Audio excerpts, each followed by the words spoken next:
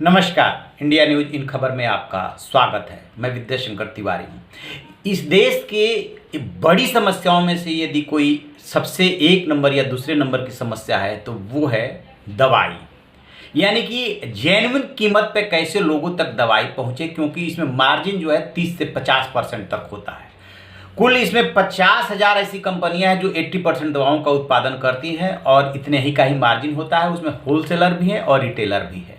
नतीजा क्या होता है कि जो गरीब लोग हैं या निम्न मध्यम वर्ग के लोग हैं उन तक आवश्यक दवाइयाँ नहीं पहुँच पाती है। लेकिन जो ये 21वीं सदी है उसमें कई जो है क्रांति होने जा रही है, कई बदलाव होने जा रहे हैं।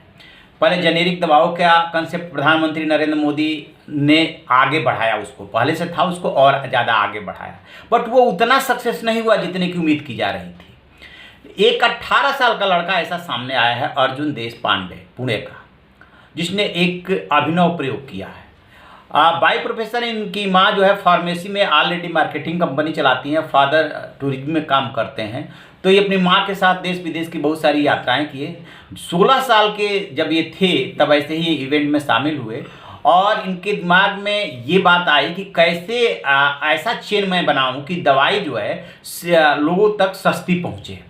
तो इन्होंने जेनेरिक आधार नाम से एक अपना रिटेल चेन बनाया और ये तय किया कि जहां मैन्युफैक्चरर के यहाँ से दवाई उत्पादित होती है और वाया होलसेलर रिटेलर तक पहुंचती है, तो वो होलसेलर जो बीच में है, एक तरह से बिचौलिया है, इसको माइनस कीजिए तो सीधे 15 से 20% जो है प्रॉफिट माइनस हो जाएगा। और इन्होंने दवाइयाँ भी चुनी जेनेरिक। इसके लिए इन्होंने क्या किया कि सबसे पहले WHO से जो अथोराइज है या मान्यता प्राप्त है उन मैन्युफैक्चरर से इन्होंने सीधे कांटेक्ट किया कि हम आपसे जो है ये दवाइयाँ लेंगे। इस समय जो है डायबिटीज़ और हाइपरटेंशन की दवाई लेते हैं और सीधे जो है रिटेलर को देंगे।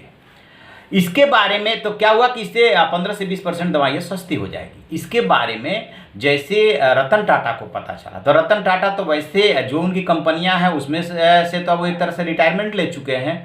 आपको याद होगा रतन टाटा जब एक कहा जाता है कि एक पेयर को स्कूटर पे भीगते हुए देखा था, तब उनके दिमाग में नैनो का कंसेप्ट आया था।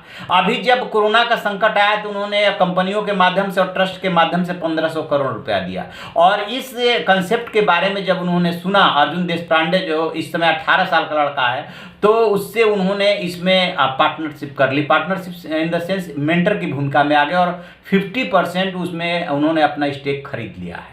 अब ये डील कितने की हुई है इसका अनाउंसमेंट बाद में किया जाएगा, लेकिन अर्जुन देशपांडे ने ट्वीट करके और प्रेस रिलीज जारी करके ये बताया है कि रतन टाटा ने ऐसे ऐसे स्टेक लिया है और वो मेंटर की भूमिका में रहेंगे और इस चेन को आगे बढ़ाया जाएगा।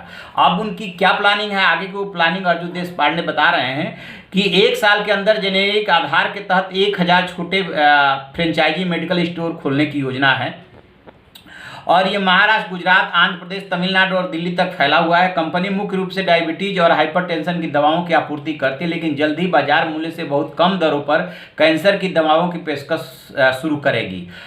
इसके लिए इन्होंने क्या किया कि पालघर, अहमदाबाद, पांडिचेरी और नागपुर में 4 WHO GMP प्रमाणित निर्माताओं से सीधे टाइप किया है और इस तरीके से इसको ये आगे बढ़ा रहे हैं। जब ये 16 साल के थे, मुंबई कॉलेज में स्टूडेंट थे, तब इन्होंने सिलिकॉन वैली में थियल फेलोशिप के लिए इनको चुना गया था। इसमें बिजनेस में आने वाले युवाओं के लिए 2 साल के प्रोग्राम होते हैं, उसको इन्होंने अटेंड किया था। अब अभी फिलहाल जो है मुंबई, पुणे, बेंगलुरु और उड़ीसा के लगभग 30 रिटेलर्स इस सीरीज का हिस्सा बनकर प्रॉफिट शेयरिंग मॉडल को फॉलो कर रहे हैं। ये मुख्य रूप से स्टैंड एलोन फार्मेसी है। ठाणे के हेड ऑफिस में जेनेरिक आधार ब्रांडिंग के लिए फ्री फेस लिफ्ट लोगो और अपेक्षित IT इंफ्रास्ट्रक्चर दुकानों की पेशकश की जाती है।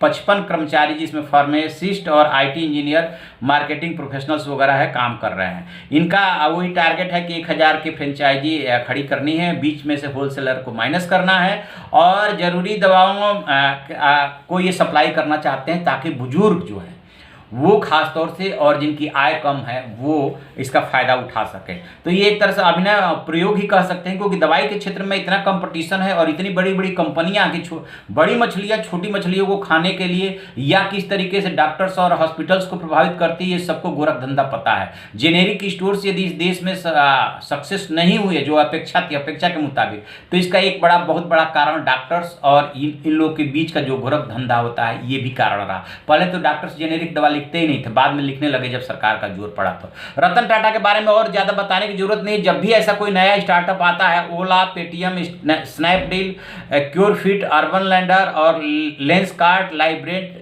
शामिल है, जिसमें इन्होंने उसको प्रोत्साहित किया है और अब इसके लिए आगे आए हैं। यदि ये जिस हिसाब से चल रहे हैं, अर्जुन देशपांडे जिसकी उम्र अभी सिर्फ 18 साल है, ये प्रयोग सक्सेस रहा तो निश्चित रूप से दवाई के मार्केट में ये बदलाव लाएगा और लोगों तक जरूरी दवाइयाँ पहुँच सकेगी।